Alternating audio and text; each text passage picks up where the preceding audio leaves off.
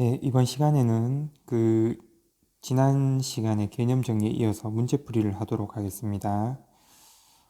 1번 문제는 20학년도 수능 문제입니다. 이런 문제 유형이 굉장히 시험에 나오면 어려운데 여러분들이 개념을 몰라서 틀리는 게 아니죠. 개념은 이미 알고 있습니다. 그런데 이 문제에 해당하는 A에 들어갔을 경우 또는 가에 어떤 내용이 들어갈 것인가, 나에 어떤 내용이 들어갈 것인가에 따라서 A, B, C에 들어갈 조건과 변수가 달라지기 때문입니다. 먼저 우리가 주어진 변수를 한번 볼까요? 첫 번째 보니까 개인의 행위에 영향을 미치는 사회 제도나 구조에 초점을 두는가. 이미 선생님이 거시적 관점이라고 써놨지만 거시적 관점이죠. 그러면은 이 굵은 실선이 바로 yes를 뜻합니다. 그러니까 A에 들어가는 것은 거시적 관점에 해당하는 기능론 또는 갈등론이 될 것입니다.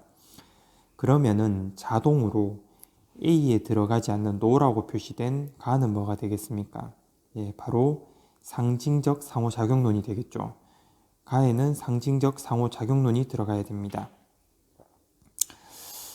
예, 그리고 C에는요.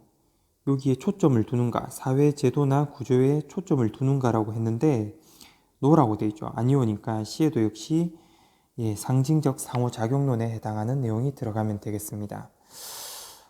지문 하나하나를 보자면 1번 한번 보겠습니다. 인간은 사물이나 행위에 주관적인 의미를 부여하는 주체로 보는가 이렇게 되어 있습니다.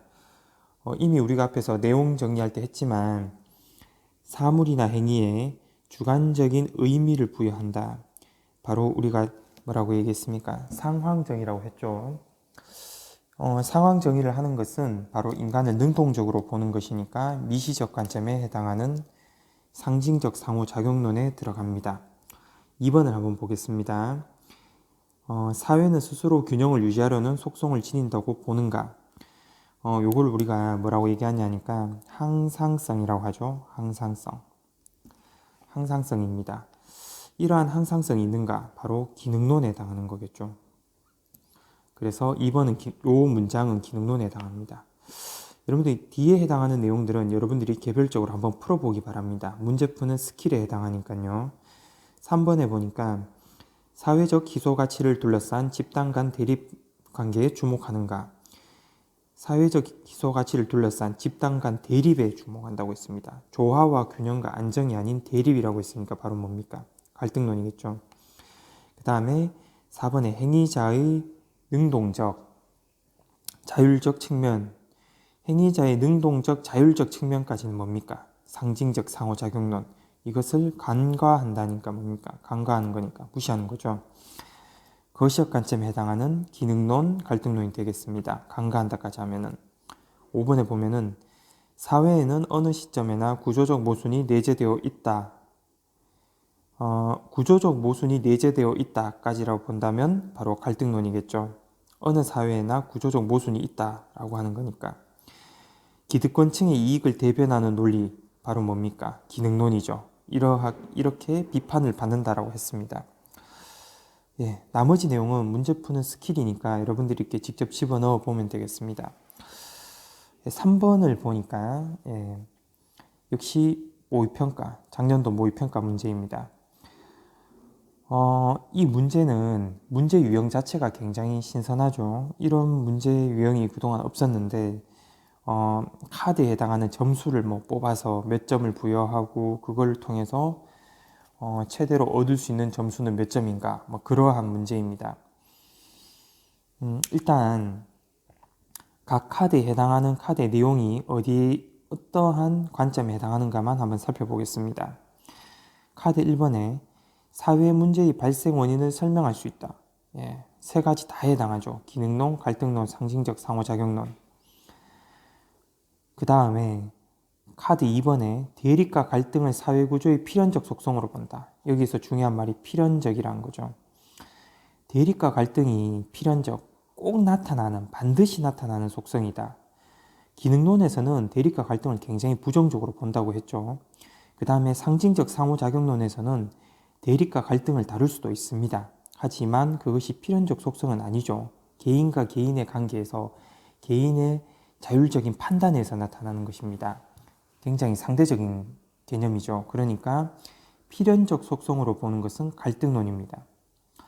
카드 3번에 거시적인 측면에서 사회변동을 설명한다고 했으니까 뭡니까? 기능론, 갈등론. 카드 4번에 사회의 각 부분이 상호 유기적인 관계에 있다. 상호 유기적인 건 뭡니까? 지난 시간에 선생님이 개념 설명할 때 뭐라고 했습니까?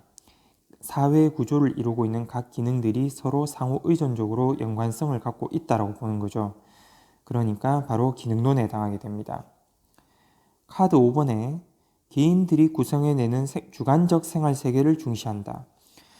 여러분들 이 문장이 굉장히 어려울 수도 있는데 이미 공부를 많이 한 학생들은 쉽게 또 찾을 수 있었겠죠.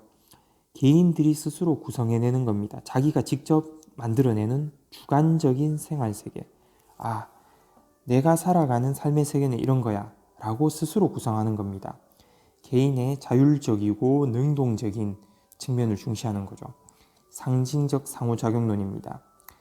카드 6번에 개인의 행위를 구속하는 사회 체계에 초점을 맞춘다. 개인의 행위를 구속한다고 했습니다. 구속의 색깔을 칠하고요. 사회 체계에 초점, 바로 거시적 관점이죠. 개인에게 초점을 맞추는 것은 미시적 관점, 사회 체계, 사회 구조에 초점을 맞춘다. 거시적 관점입니다. 카드 7번에 사회 규범이 지배 집단의 합의에 의해 구성된다고 본다.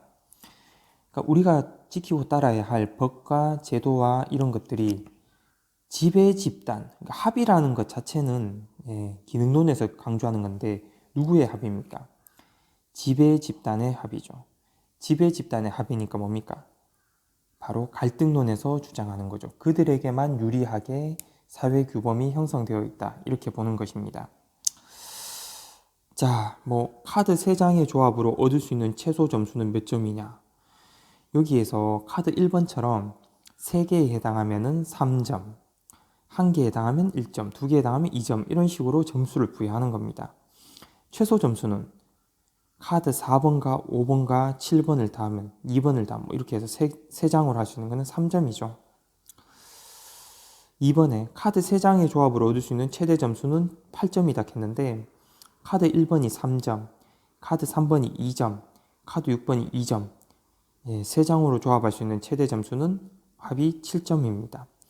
이렇게 이미 우리가 개념만 다 파악했으면 이 문제 푸는 방법은 그냥 일정한 스킬입니다. 이 문제가 3점짜리였죠. 이 문제도 3점짜리입니다.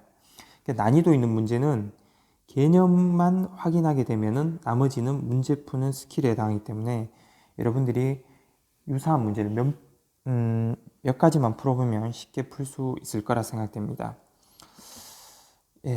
5번 문제 한번 보겠습니다. 역시 작년 9월 모의평가 문제입니다.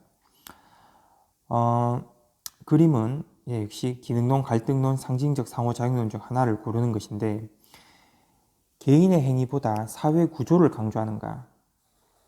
그러니까 예라고 했으니까 기능론, 갈등론, 아니오는 상징적 상호작용론입니다. 자, 기능론과 갈등론 중에 예, 아니오로 구분되어 있으니까 이것은 바로 뭡니까? 여기에 해당하는 변수를 집어넣는 문제겠죠. 1번에 한번 보겠습니다. 사회의 각 부분이 상호 의존적으로 연관되어 있다. 상호 의존적. 각 부분이 상호 의존적으로 연결되어 있다. 지난 시간에 뭐라고 했습니까? 사회 유기체설이라고 했죠.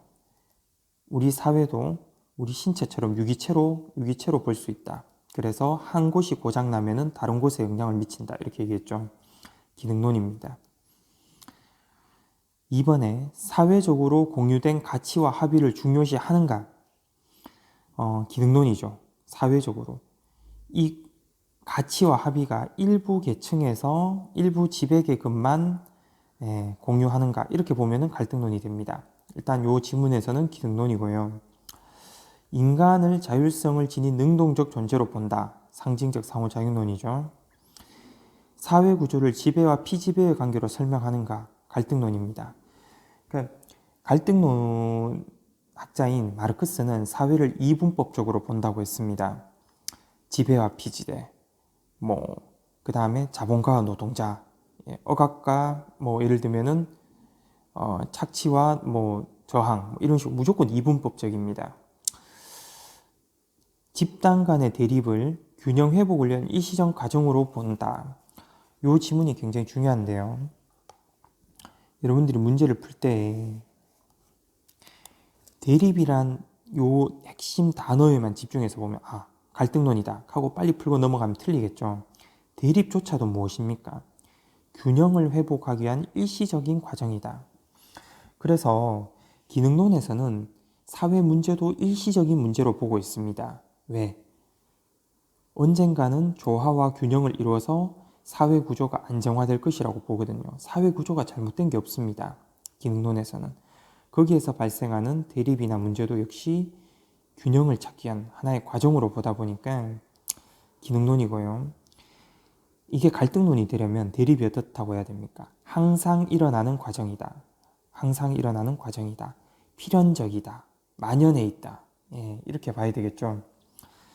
그 다음에 4번에 보니까 사회제도는 지배 집단의 이익을 위한 것이다. 갈등론입니다. 사회를 유기체와 같은 존재로 인식하는가? 앞에서 했던 기능론이죠. 사회는 스스로 균형을 유지하려고 하는가? 역시 기능론에 대한 설명입니다. 밖에 지금 선거운동 때문에 약간 소음이 녹음되고 있습니다. 사회적 갈등을 필연적 현상으로 이해하는가? 필연적 현상. 갈등이 필연적이다. 갈등론이다. 누차 설명했죠. 좀 넘어가도록 하겠습니다. 15번 문제 한번 보겠습니다. 개인의 행동은 특정 집단의 가치가 반영된 사회 규범에 의해 강제되는 것이라고 보는가? 라는 질문으로 A와 B를 구분할 수 있습니다. 방금 읽은 지문 이 자체는 뭡니까? 특정 집단의 가치가 반영된 사회 규범이라고 했으니까 뭡니까? 갈등론이겠죠. 그래서 A와 B를 구분할, 둘 중에 하나는 갈등론이다 이 말입니다. 구분할 수 있으니까요. 그렇게만 단서를 잡고 넘어가도록 하고요. 지금은 개인의 행동이 개인 외부에서 독립적으로 작동하는 강제력에 의해 규제된다고 보는가? 라는 질문으로, 자, 개인의 행동이 개인의 외부에서 작동하는 강제력에 의해서 규제됩니다. 즉 외부에서 사회 구조에 의해서 개인의 행동을 강제한다고 보는 거니까 뭡니까? 거시적 관점이죠. 거시적 관점. 라는 질문으로 A와 C를 구분할 수 없다라고 했습니다. A와 C를 구분할 수 없어요. 그 말인 즉슨 둘 다 뭐란 말입니까? 거시적 관점이다 이렇게 볼 수 있어요. 그러면 A가 거시적 관점이니까 A와 B를 구분할 수 있는 A가 일단 거시적 관점이죠. 그러니까 이 지문이 아까 뭐라고 했습니까? 갈등론이니까 A가 뭐가 되겠습니까? 갈등론이 되겠죠. 자동으로 B는 뭐가 됩니까? 상징적 상호작용론이 되고요. 그럼 나머지 한 개 C는 뭐가 됩니까? 기능론이 됩니다. 이러한 문제가 수능 특강이라든가 모의고사에 자주 나옵니다. 이것도 역시 문제 푸는 스킬이니까 자주 풀고 풀어봤던 문제를 여러 번 반복해보면 쉽게 풀 수 있게 됩니다. 자, 1번도 역시 마찬가지죠. 상호의적인 관계다. 기능론. 안정보다는 변동을 중시한다. 변화를 중시한다. 갈등론. 안정을 중시하는 건 기능론이죠. 보수적 관점이고요. 변화를 중시한다. 바로 진보죠. 진보. 언젠가 선생님이 보수와 진보에 대해서도 개념 정의를 한번 하도록 하겠습니다. 갈등론은 진보, 기능론은 보수 이렇게 볼 수 있습니다. 유기체와 유사한 특성을 지닌다. 사회 유기체설, 기능론. 사회 제도의 영향력을 중시한다. 거시적 관점. 개인의 어떤 활동을 중시한다. 미시적 관점이죠. 상황에 대한 주관적 해석, 상황정의. 뭡니까? 상징적 상호작용론에 해당하겠죠.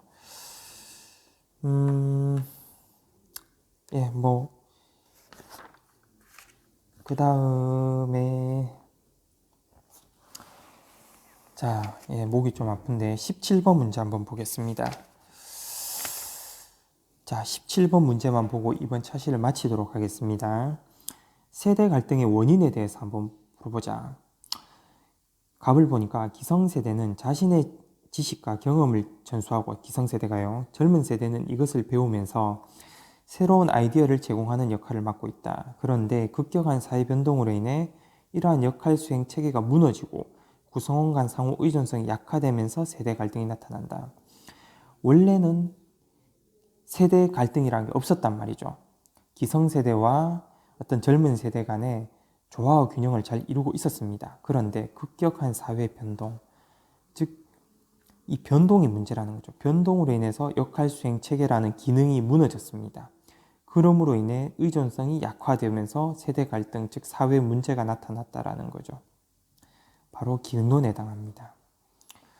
그러니까 결국은 제대로 작동되어야 할 어떤 세대 간의 기능이 제대로 작동되지 못하니까 의존성이 약화되면서 사회 문제가 나타났다라고 보는 거죠. 을을 보겠습니다. 사회 집단 내에서 다양한 상황에 대해 개별 행위자들은 주관적으로 해석하고 다른 의미를 부여한다. 이게 핵심이죠. 각기 다른 의미를 부여한다. 상황정의죠. 그래서 상징적 상호작용론입니다. 병은 각 분야에서 주도적으로 의사결정을 행사하는 기성세대는 기성세대를 부정적으로 보고 있죠. 주도적으로 의사결정을 행사한다면서. 사회의 지배적 규범을 자신들에게 유리하게 만들어서 젊은 세대를 주류 사회로 진입하고 성장을 가로막고 있다는 겁니다. 그래서 사회 문제가 나타난다. 즉 기성세대가 지배 집단이고 젊은 세대가 피지배 집단이다. 이렇게 보는 거니까 바로 갈등론이 되겠습니다. 밑에 선지가 쭉 나오는데요. 선생님이 이미 답을 달아놨습니다. 여기서 여러분들 뭐를 보면 좋겠냐 하니까 3번 선지 한번 보겠습니다. 갈등을 사회 변동의 원동력으로 본다. 갈등은 긍정적이다. 바로 뭡니까? 갈등론에 해당하겠죠. 갈등의 긍정적 측면을 보고 있습니다. 4번에 보니까 사회 구조가 개인에게 미치는 영향을 간과한다. 상징적 상호작용론에 대한 비판점이죠. 능력에 따른 차등 보상의 필요성을 강조한다. 요건 뒤에 가서 한 번 더 설명하겠지만 능력에 따른 차등 보상의 필요성을 강조하는 건 기능론이죠. 능력에 따른 차등 보상이 계급을 형성하게 되고 빈부격차를 유발한다. 이렇게 가면은 갈등론이 되겠습니다. 자, 오늘은 여기까지 좀 문제를 보도록 하고요. 이 시간 관계상 여러분들이 항상 매 차시마다 선생님이 15분에서 20분 정도의 영상을 촬영하고 여러분들은 영상을 보고 해당 과목에 해당하는 단원에 해당하는 수능 특강 문제를 풀어보고 과제로 제출하기 바랍니다. 수고하셨습니다.